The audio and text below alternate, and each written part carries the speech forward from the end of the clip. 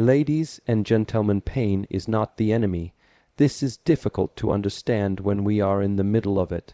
When the body trembles from exhaustion, when the heart tightens from betrayal, when the soul grows quiet from disappointment, it is natural to want to run, to escape. But where do we go? No matter how fast we run, the pain moves with us. It seeps into silence, into memories, into the very breath. So at some point we must stop. We must turn around, and instead of resisting, we must ask, "What are you here to show me?" This is where the path begins, not when we are free of suffering, but when we begin to listen to it. Pain is a teacher that does not use soft words. It does not wait for a convenient time. It does not care about comfort. It strikes when the lesson is most needed, not when we are most ready. But this is why it works. It breaks through the walls we build around ourselves. It strips away the stories we tell. It exposes the hidden attachments we cling to, the illusions we've been feeding, and the fears we keep buried deep. What makes pain powerful is that it does not lie. In the rawness of suffering, the truth comes forward. Maybe we've been pretending to be strong. Maybe we've been depending on things outside ourselves for peace. Maybe we've been avoiding some part of our inner world for years. But pain brings it all into the light. And if we stop fighting it, even for a moment, we start to see what it's trying to teach. There is something about being brought low that wakes us up. When the distractions fall away, when the noise of daily life fades under the pressure of what hurts, we are forced to sit with ourselves. The question is not, why is this happening to me? But rather, what am I meant to understand here? That small shift changes everything. It turns pain from punishment into purpose, from chaos into clarity. Many people think that being thankful only comes after healing, but that is not the deepest form of gratitude. To be grateful after the pain is easy. Anyone can look back and be thankful when the lesson is complete. But to be thankful within the pain, to see the fire as necessary while still standing in it, that is the training of the spirit. It is to recognize that pain is not simply something to endure. It is a mirror, a compass, a gatekeeper. Think of the body during training. Muscles ache, the lungs burn, the mind screams to stop. But the purpose of the pain is not to destroy. It is to build, to reveal the strength we didn't know we had, to break the limitations we had accepted without question. This is how the body grows strong, and the same is true for the mind and the heart. The pain of betrayal teaches us about boundaries. The pain of loss teaches us about value. The pain of failure teaches us about humility, but only if we listen. Only if we sit with the pain long enough to hear its voice. This is not about enjoying pain. It is not about glorifying suffering or becoming numb to life. It is about respect. Pain is not always something that can be avoided, but it is something that can be understood. We can learn to move with it instead of always resisting. We can learn to see the intelligence behind it, the way it directs our attention to what we have ignored for too long. When we take this approach, even the most difficult times become sacred. We begin to look back on the hardest moments not with bitterness, but with quiet respect. We realize that without those moments, we would not be who we are today. The person who walks calmly through the storm did not get there by accident. They have been through storms before. They have walked through pain, and instead of becoming hard, they became aware. Instead of closing their hearts, they opened their eyes. In this way, pain is a threshold. It separates who we were from who we can become. But the crossing is not automatic. It requires presence, awareness, a willingness to feel everything fully without drowning in it. A willingness to face the truth without flinching. If we can do that, even just a little, something shifts. We stop being victims of our pain. We become students of it. And what do students do? They learn. They grow, they transform, and in that transformation, we begin to understand the deeper meaning of gratitude. We stop saying, "Why me?" and start saying thank you, not because we wanted the pain, not because it was pleasant, but because it woke us up, because it showed us what truly matters, because it helped us become more real, more grounded, more alive. So if you are in pain now, do not rush to escape. Do not numb yourself. Sit with it, watch it, breathe into it, ask it what it wants to teach you. There is wisdom hidden there, and when you find it, you will know you have not been defeated, you have been refined. And that in itself is something to be thankful for. When storms arise around us, the instinct is to react, to run, to shout, to grasp for control. Chaos in any form creates a sense of urgency. Our heart races, our breath shortens, our mind begins to scatter. We want to escape, fix, defend. But amidst all this movement, there exists another option, not outward, inward. In the center of the storm there is a space untouched, a stillness that does not disappear just because the world is shaking. It waits, it remains, but to reach it, we must be willing to stop moving, even while everything else continues to. This stillness is not weakness, it is not numbness, it is not passivity. It is a silent clarity, a sharp awareness that observes rather than reacts. It allows us to see not just what is happening, but how we are responding to what is happening. It teaches us that our peace does not need to depend on peaceful conditions. There is an inner refuge that cannot be destroyed by external events unless we abandon it ourselves. When pain strikes, especially when it strikes repeatedly, it often scatters the mind. The more intense the pain, the louder the internal noise becomes. Thoughts flood in questions, regrets, anger, doubt.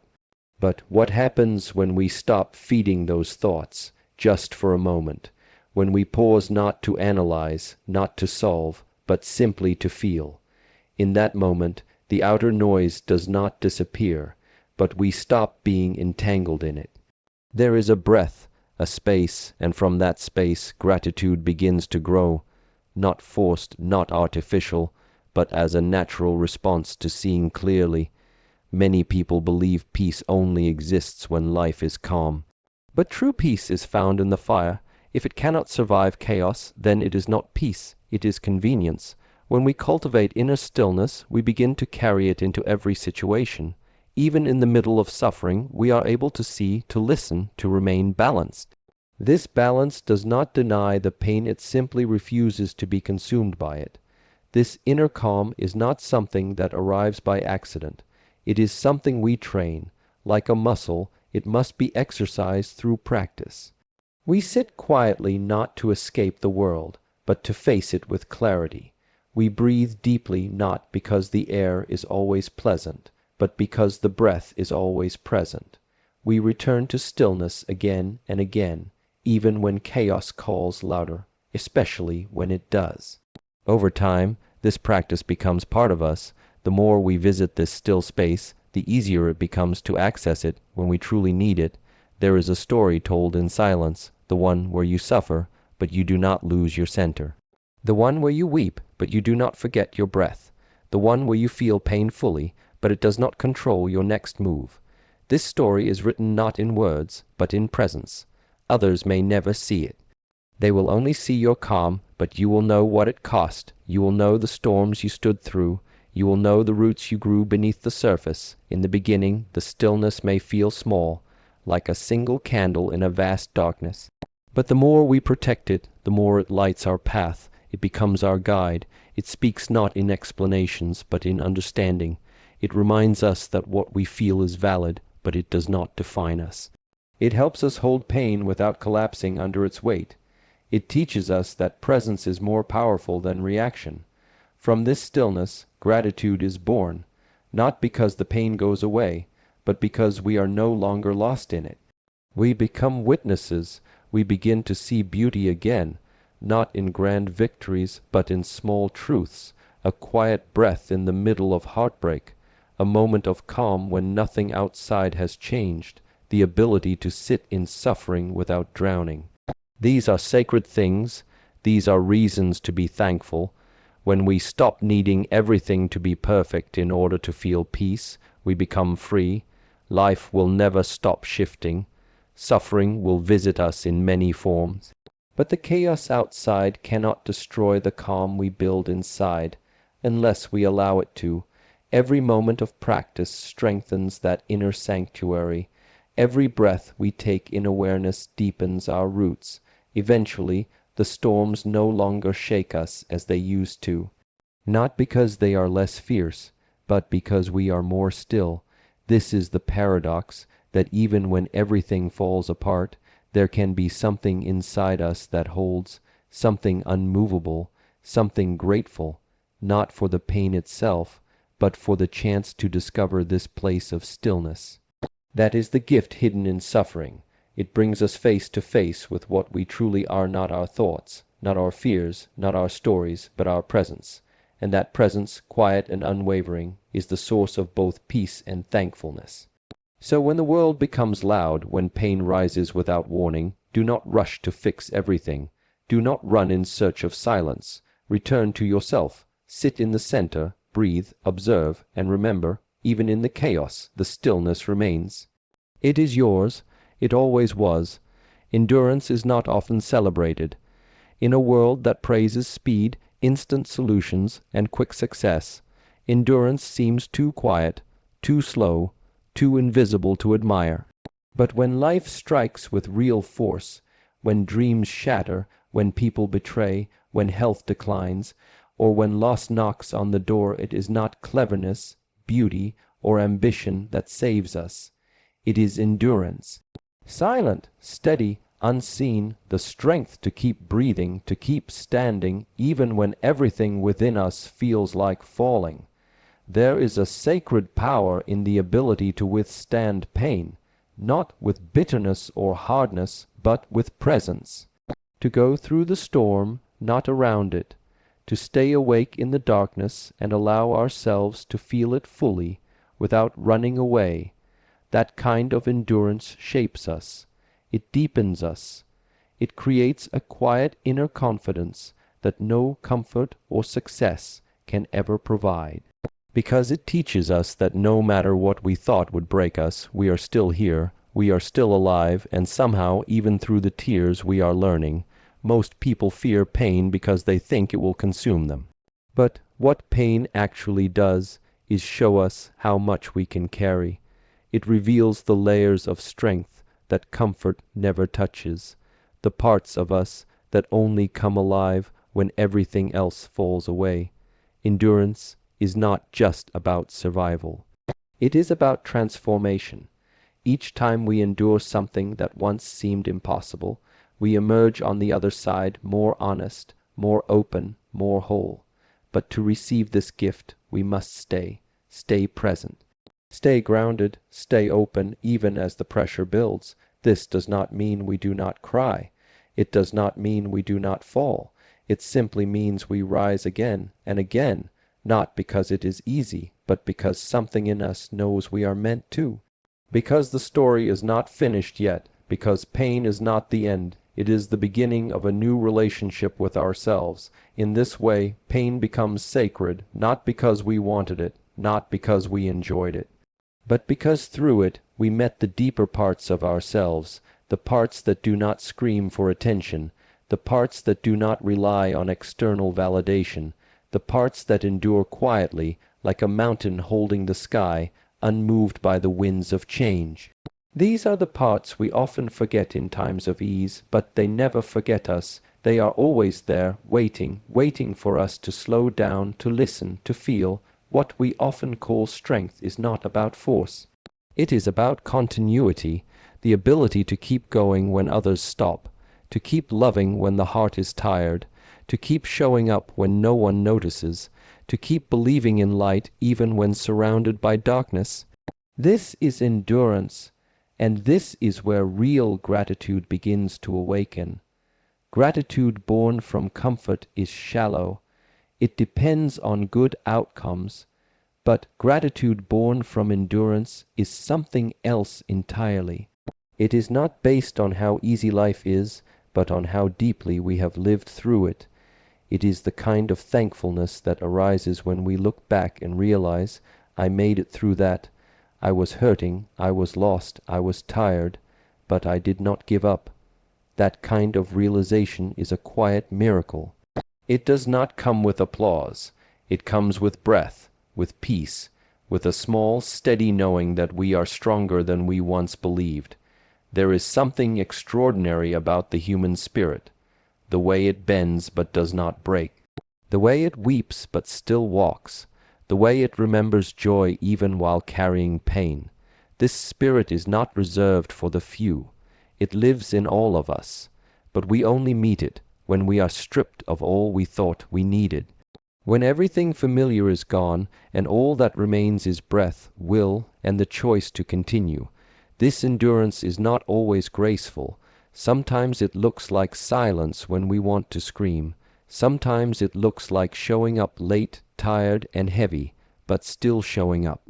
Sometimes it looks like sitting still when every part of us wants to run. But beneath all that mess, something beautiful is forming, a quiet discipline, a calm strength, a fierce compassion, not just for others, but for ourselves. And that compassion is where gratitude takes root.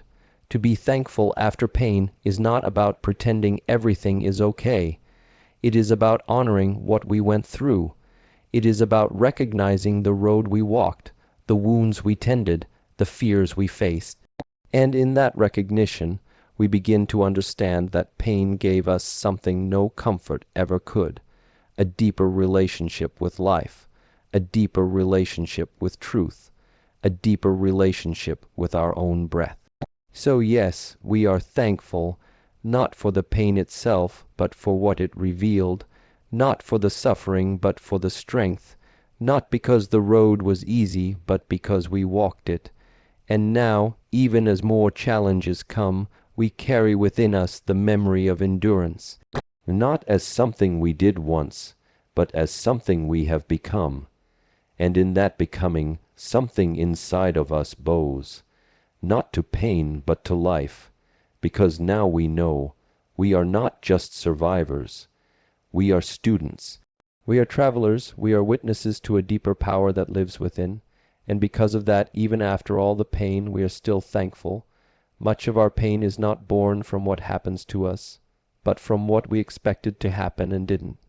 We do not suffer simply because things went wrong, but because they went differently from what we imagined. Expectations are quiet and subtle. We build them without realizing it. How people should treat us, how quickly healing should come, what success should look like, how long a season of hardship should last. We build pictures in the mind and then hold the world hostage to those pictures. When the world refuses to match, we call it unfair. But perhaps the real suffering lies not in the events, but in the pictures we cling to. Expectations tighten the mind. They close the heart. They create invisible contracts with life that no one agreed to. They whisper, it should not be like this, again and again, until we begin to believe it. But life, in its raw and natural flow, never promised us comfort. It never said things would go as planned. Life only promised motion, change, impermanence. It offered us breath and experience, not certainty. When we forget this, we suffer. When we remember it, we begin to soften. And in that softening, something deeper than control starts to rise. Letting go of expectations does not mean lowering our standards or giving up hope. It means recognizing that clinging to fixed outcomes makes us fragile. It turns life into a negotiation. But when we release the grip, even slightly, we begin to move with life, not against it. We begin to see clearly what is, rather than only what we wish it would be. This clarity is not cold. It is not passive. It is peaceful. It allows us to meet each moment as it is, not as we imagined it should be. Many of us have suffered from people not showing up as we hoped, from plans falling apart, from seasons of waiting stretching longer than we believed we could handle. We told ourselves things would be different. We built stories around how much we deserved, how hard we worked, how kind we were. But life does not always reward us in the way we expect, and this too is a lesson, not a punishment, but a redirection, a deeper invitation to step into the unknown with presence rather than resistance. There is a quiet kind of strength in surrender, not the surrender of defeat, but the surrender of control, the willingness to stop fighting with life and begin listening to it. This is where true freedom begins, not in getting what we expected, but in realizing we don't need to. When we let go of how it should have been, we open ourselves to what it could become. And often, what it becomes is far more honest, more real, and more aligned with our inner growth than we ever could have planned. Pain becomes more intense when we insist on shaping it into something else. We want answers, closure, apologies, immediate resolution, but life does not always respond on our timeline. Letting go of expectations is the practice of humility. It is the realization that we are not the center of all things, but part of something larger, something mysterious. And within that mystery we are held, not always in comfort, but in truth. When we drop the demand for life to be a certain way, something soft begins to grow. A gentle openness, a curiosity, gratitude begins to rise, not because things are perfect, but because we are finally present, no longer stuck in comparison, no longer measuring reality against invisible ideals. We begin to see what is here, right now. And there is always something here, a lesson, a small joy, a deep breath, a chance to begin again. So often we delay our gratitude, saying, "I'll be thankful when things get better, when the pain ends, when people understand me, when I get what I want." But that kind of thankfulness is dependent. It is conditional, and it will always be fragile. The more we tie our gratitude to expectations, the more it will vanish when life surprises us. But when gratitude is rooted in presence, in acceptance, in the ability to sit with what is, it becomes unshakable. It becomes a source of strength, not just a fleeting emotion. Letting go is not a one-time act, it is a practice. Each day we will find ourselves clinging again to ideas, to people, to outcomes, and each day we are invited to notice it, to breathe, and to release. Sometimes we will fail, sometimes the grip will be too strong, but even in those moments there is something to learn. Even the struggle to let go teaches us about our own attachments and fears, and slowly, over time, we begin to change. Not by force, but by presence. We become more spacious, more accepting, more grounded. We learn to trust life, not because it always gives us what we want, but because we no longer need it to. And in that trust, a deeper peace arises. A peace that says, even if nothing changes, I can still be here, I can still grow, I can still be thankful. This is the quiet gift of letting go. It doesn't erase the pain, but it removes the suffering born from resistance. It returns us to reality, not the reality we imagined, but the one we are living. And once we fully arrive there, we find that even in the midst of loss, disappointment, or uncertainty, there is always something worth appreciating. A breath, a lesson, a step forward, and in those small things, quietly, without force, we discover something greater than what we expected. We discover presence, and in presence, we discover peace. Pain has a strange way of revealing truth. Not the surface truth of circumstances or appearances, but the deeper truth of who we are, beneath everything we think we know. When all is comfortable, we rarely stop to observe the self. We rarely ask who we truly are, or how deeply we are living. But when life presses on us with pain, emotional, physical, spiritual, something changes. Our identity, which once felt solid, begins to crack. And through that crack, if we have the courage to look, we begin to see clearly. Pain becomes the mirror, and in that mirror, everything we avoided, denied, or misunderstood begins to surface. This mirror does not flatter us. It does not show only the strength or wisdom we hoped we had. It shows the hidden fears, the clinging, the judgments, the unresolved wounds, but it also shows the endurance, the capacity to love, the willingness to stay. It reflects both the shadow and the light, not to punish us, but to wake us, to remind us of our unfinished work, to return us to what is real. When we face pain, it is tempting to turn away, to distract, to escape, but the one who chooses to remain, to sit with what hurts without rushing to fix it, that one begins to learn.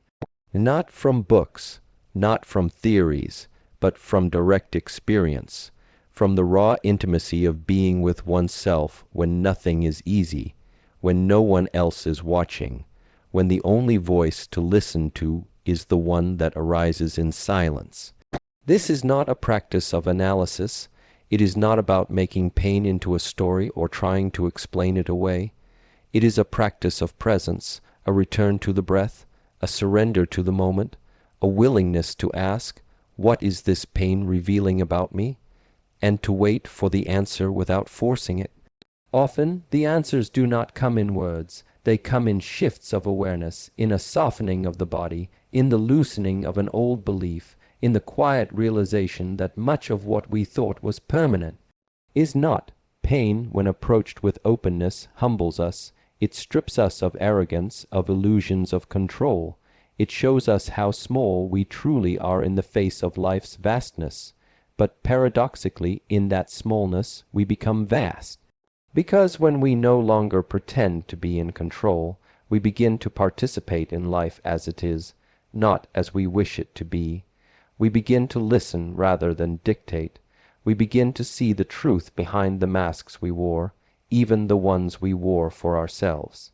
There is a moment in every deep experience of pain where a choice arises: close or open, harden or soften, resist or allow.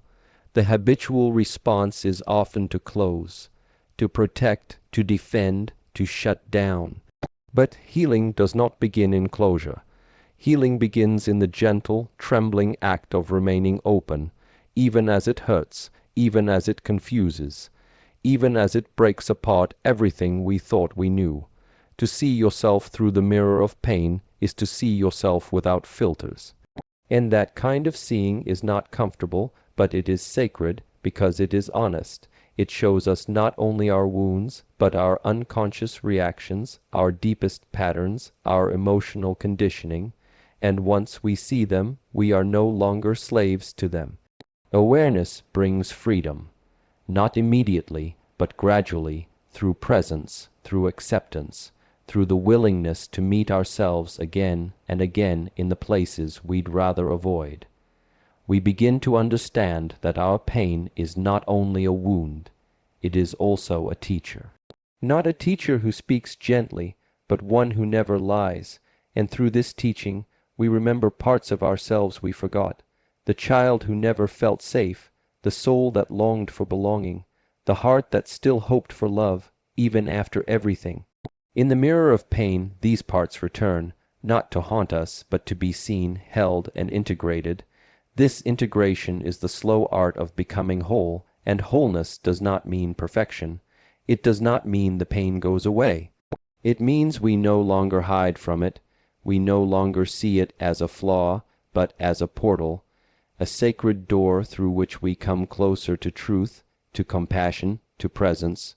Through pain, we begin to walk differently, speak differently, listen differently, not because we are broken, but because we are awake, and in that awakening gratitude emerges, not for the pain itself, but for what it revealed, for how it carved space within us, for how it tore down what was false and left only what was real. Gratitude that we can finally see ourselves, not through the lens of the world, but through the clarity of our own experience. This gratitude is quiet. It does not need celebration. It is the gratitude of someone who has looked into the mirror of pain and not turned away, who has faced the storm and remained still, who now walks more gently, more consciously, because they know the cost of that clarity, and because they understand that every scar on the soul is not a mark of weakness, but a reminder of depth. So when the mirror comes again, as it always does, we do not curse it, we do not fear it, we meet it with the breath. with presence with a bow, and we say, "Show me what I have forgotten. Show me who I truly am beneath the noise." Because through that reflection we do not lose ourselves, we return to ourselves, and that, even through all the pain, is something to be deeply thankful for. There is a certain point in pain where effort no longer helps. The mind grows tired from trying to solve it. The heart grows heavy from trying to change it. The body feels exhausted from carrying resistance. And in that moment, something else becomes possible.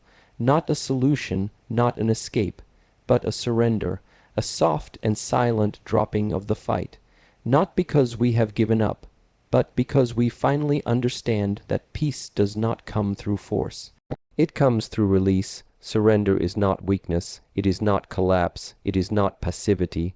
True surrender is strength, an invisible, grounded, courageous strength, because it requires something far greater than control. It requires trust. To surrender is to stop resisting the reality of this moment. It is to say, "This is where I am, this is what is happening, and even though I do not like it, even though I did not ask for it, I will meet it as it is." That meeting is a quiet revolution within the soul. When we are in pain, the instinct is to tighten, to grasp for answers, to analyze endlessly, to brace ourselves for more. The body contracts, the breath shortens, the mind spins, but pain, especially deep emotional pain, is not asking to be solved. It is asking to be held, and the only way we can truly hold it is when we stop trying to outthink it, when we stop running, when we stop trying to conquer it. This is the moment where surrender begins. There is a humility in surrender, a recognition that we are not in control of everything, that life will move with its own rhythm, and that rhythm will not always match our expectations. When we bow to that rhythm, not in defeat, but in reverence, we begin to move with life rather than against it. This is not about becoming passive, it is about becoming aligned, no longer using our strength to fight the wave, but to ride it, not trying to escape the fire, but to sit calmly within it, allowing it to burn away what no longer serves us. Many believe that to surrender means to let life do what it wants while we do nothing, but that is a misunderstanding. Surrender is not the end of action. It is the end of unnecessary resistance. We still act. We still choose, but we do so with clarity, not desperation, with intention, not reactivity, with awareness, not panic. Surrender brings us back to our center, so that whatever action we take is rooted in presence rather than fear. There is a silence that lives beneath surrender, a silence that is not empty but full of stillness, full of grace, full of truth. When we stop demanding that the pain go away, we begin to hear what it is saying. And often its message is simple: be here now, not in the future where things might improve, not in the past where things were different, but now, with the breath, with the body, with this moment. It is here in the stillness of surrender that healing begins, not by changing what is outside, but by softening what is within. The walls we built to protect ourselves begin to dissolve. The masks we wore to appear strong begin to fall away.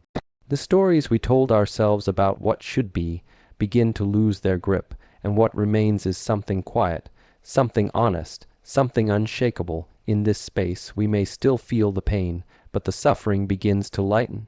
Because suffering is not only what happens to us, it is the resistance to what happens. When resistance ends, even if the situation remains, there is spaciousness, a kind of internal openness that allows breath to move freely, emotions to rise and fall, thoughts to come and go. We are no longer at war with the moment, we are present within it. This kind of surrender is not something we do once, it is a practice. Life will bring us many moments that invite us to let go, to soften our grip, to stop forcing, to trust the unfolding. Each time we resist, we suffer. Each time we surrender, we deepen. Over time, surrender becomes less about giving up and more about coming home. home to ourselves, home to life as it is, home to a peace that does not depend on anything changing. It is from this place that gratitude quietly rises, not as a reaction to pleasure, but as a recognition of truth. Gratitude not for the pain itself, but for the freedom that came when we stopped fighting it. For the strength we discovered not in holding on, but in letting go. For the wisdom we touched when we finally sat still enough to hear it. This kind of strength is invisible. No one else may see it. No one may applaud it, but you will feel it in the breath, in the body, in the way you carry yourself, in the way you walk through the world with a quieter mind and a softer heart.